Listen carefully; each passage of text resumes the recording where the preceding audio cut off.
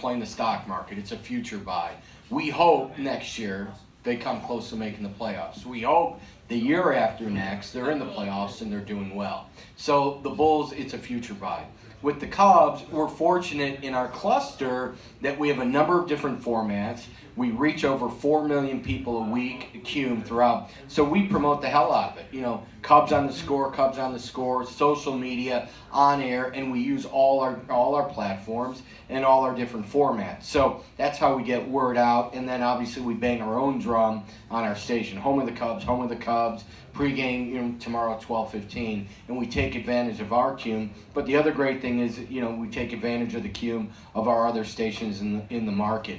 One thing I want to mention about that video in baseball, Pat Hughes at the end, our announcer, was addressing the rally after they won. So they said that was the biggest rally in Chicago history, 1 million people. You look at that and you think, man, there's a guy saying, home of the Cubs, the Score. You can't pay for that. And to me, that's what baseball on the radio is all about. We can get into that later, but I wanted to point that out. That's a marketing campaign that's priceless. You know what? I'm actually going to take a second away from what we were just talking about. Go ahead and have you follow up on that. You talk about the baseball and the radio. Yeah, I feel out of all sports on the radio, baseball, I've said before, is like a good book you can't put down in the summer, right? You can't turn it off. You always remember where you're listening, whether you're home or in the car. And for Cubs baseball and Pat Hughes, they become best friends to the listener, baseball on the radio. I think it's a special sport, especially on the radio. And again, it brings the listener inside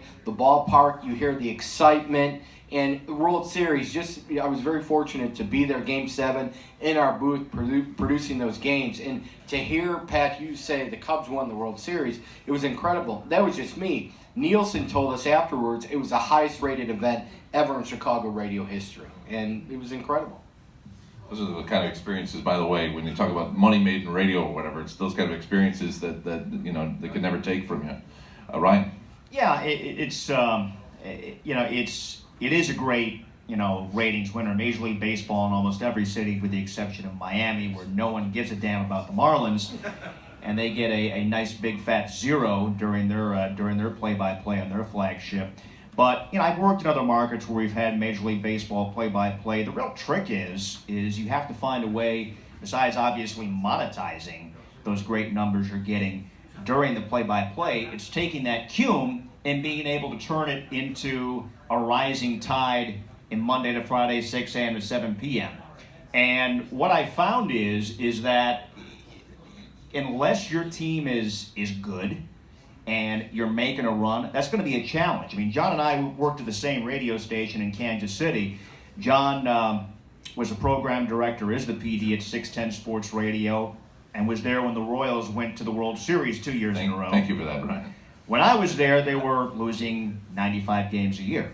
So while we were getting good share numbers and good CUME on Royals games, we didn't see the lift as much as we would have liked in prime Monday to Friday. Now, they go to the World Series 2 years in a row. Your station just goes through the roof. I saw a similar thing when I went to Pittsburgh. And I'll gladly take all the credit for this. My first year as the PD of the Fan in Pittsburgh, the Pirates made the playoffs for the first time in 21 years. All thanks to me, of course.